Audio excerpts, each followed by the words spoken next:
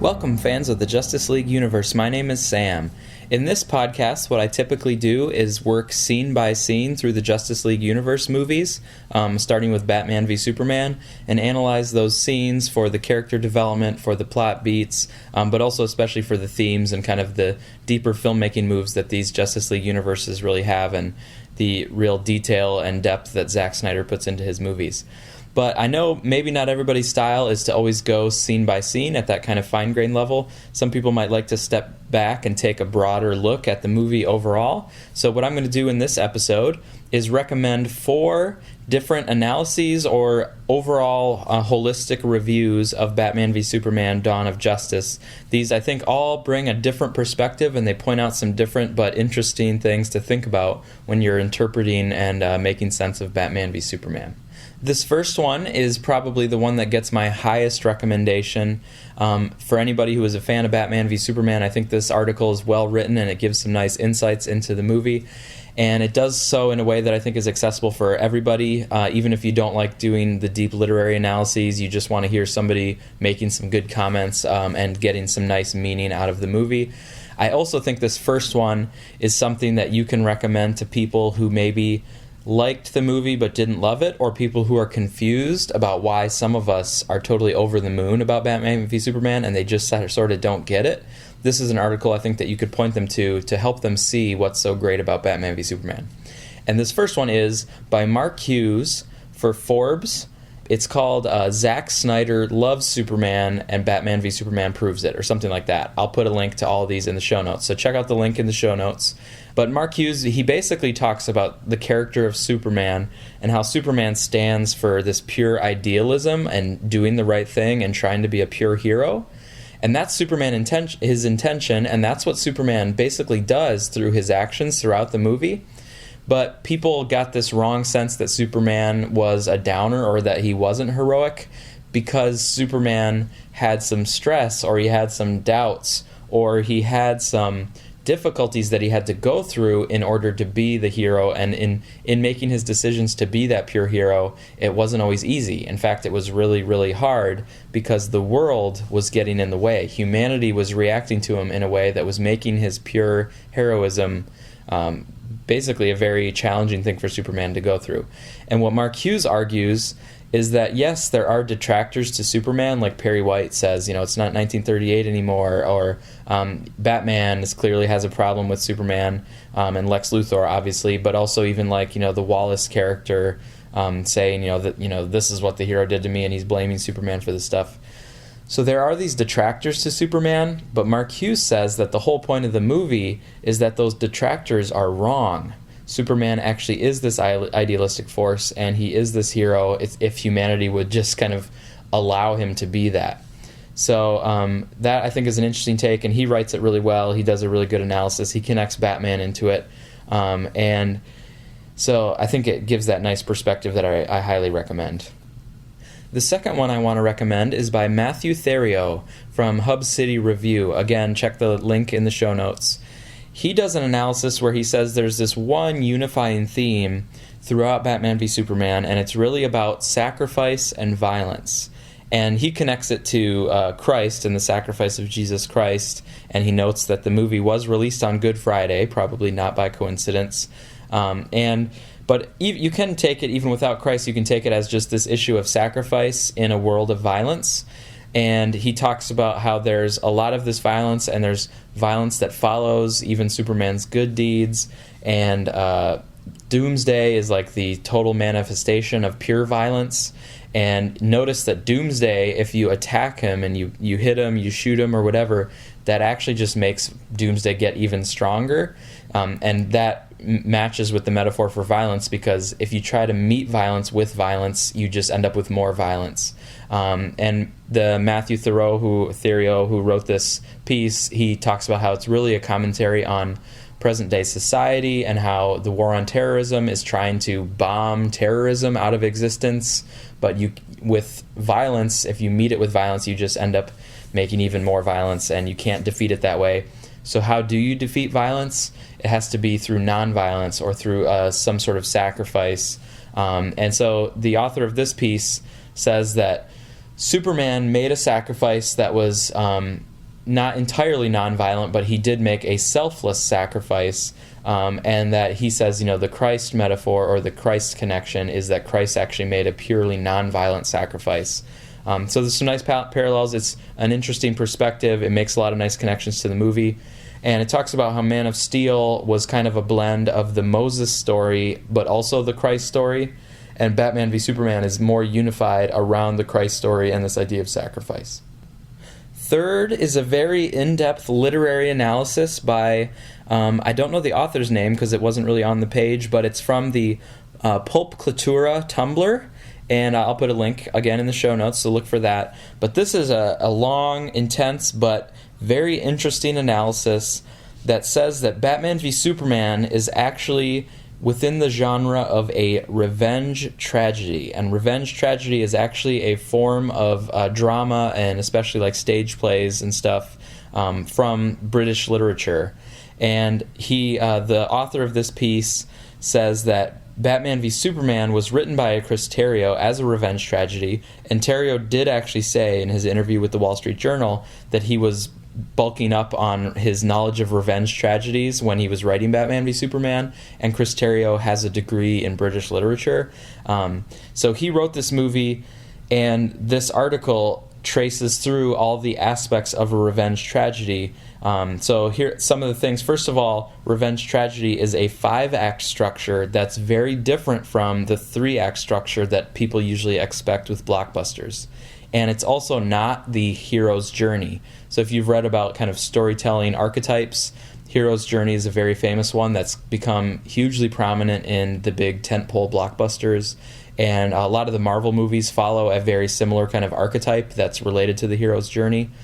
But what this Pulp Cultura Tumblr page explains is that Batman v Superman is a totally different template. It's a revenge tragedy template. It's not 3 acts, it's actually 5 acts, and it goes through the typical revenge tragedy acts. First of all, there's exposition. You find out that there's something to avenge. Second, there's anticipation, which is where the person plans the revenge in great detail usually. And in Batman v Superman, this is Batman's detective work where he's trying to get this kryptonite, and then he's doing his training, to plan his revenge against Superman. Then there's confrontation, which is the main character seeking the revenge, and you also have the target of the revenge coming into direct confrontation with the person seeking revenge. Then Act 4 is this decision point where things kind of turn, and then Act 5 is the completion.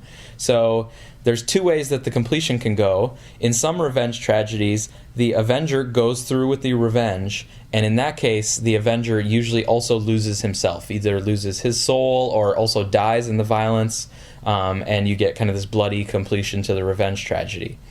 Another way that you can have completion is that after the decision point, there's this kind of moment of clarity, and the person who wants the revenge does not take the revenge, and in so doing kind of saves his own soul.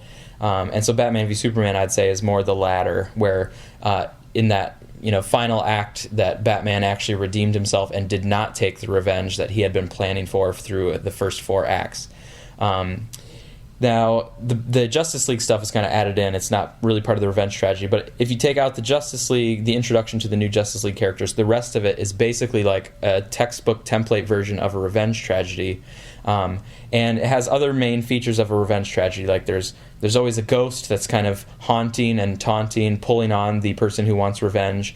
In Batman v Superman, this takes the forms of the dreams and also the Wallace character. There's always madness, and we have Bruce Wayne's madness for sure. The article talks about how madness shows up in some of the other characters as well. There's always a fatal flaw in the main character, which I would say Bruce Wayne definitely has some. Then there's always this big moment of clarity. There's actually a word for it. You can see it in the article. Clearly in Batman v Superman, the Martha scene is this important turning point in any revenge tragedy where the Avenger has the moment of clarity. Then there's reversal of character, which we get with Batman after the moment of clarity.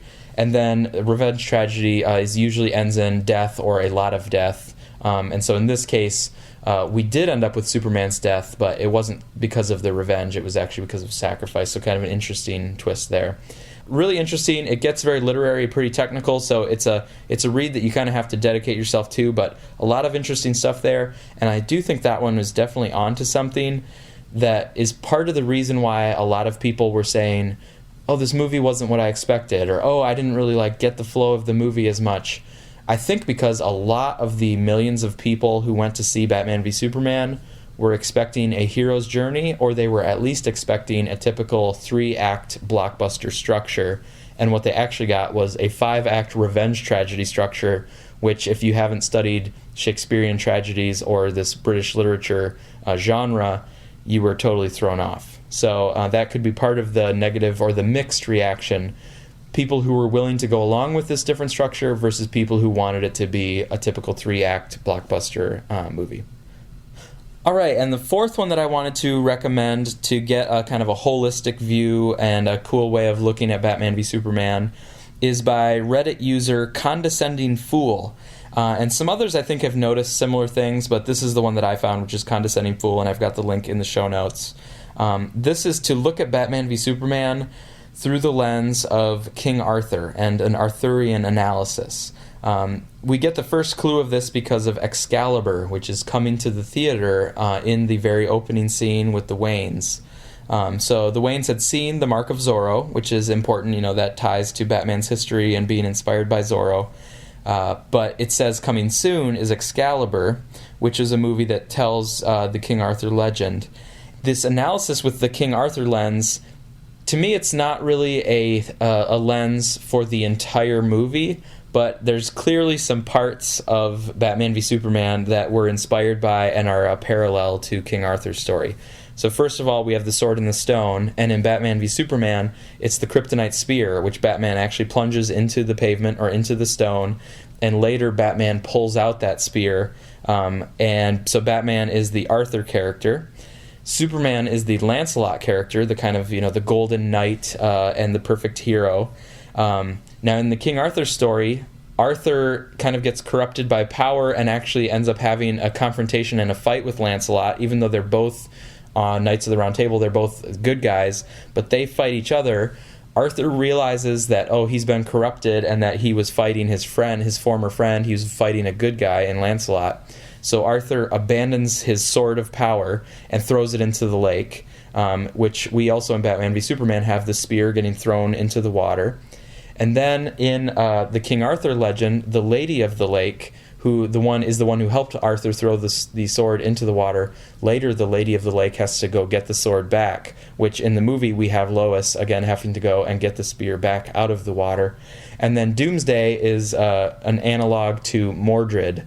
Mordred also was kind of concocted together in sort of a nefarious way. He has a sort of a dark magic origin, and Doomsday does as well. And then, in King Arthur, eventually you have Mordred getting, I think, killed by the sword of power, and here we have Doomsday getting killed by the spear from Kryptonite. So just some interesting parallels that I think were put in there by the filmmakers almost more as a little bit of fun. I don't think that this was the driving perspective for the movie overall, but it was really cool to see it, and I think it was definitely on purpose from the filmmakers because they made sure to have Excalibur in there at the beginning, and there's just too many parallels to have been a coincidence, I think. So that gives you 4 different ways to look at the movie overall. I say at the very least check out the Mark Hughes article, but if any of those other ones seemed interesting to you, check those out as well. The thing that's very cool to me, and it just shows how deep and how good of a movie Batman v Superman is that people can take these different lenses and see all kinds of rich things inside of Batman v Superman, and a lot of connections and a lot of cool parallels. So there's not just one way to see and take meaning from this movie. There's a lot of ways, and it can speak to different people in different ways, or if you want to get your analytical hat on and start making connections and breaking things apart, you can actually do it in a lot of ways, and they're all sort of valid in their own respect. And I think that's cool to have a movie that's this complex and deep, that it can stand up to this kind of attention to it. So I like going down in detail, scene by scene, so that's what I'll continue to doing, but I wanted to drop this special episode in case you wanted this kind of perspective on it.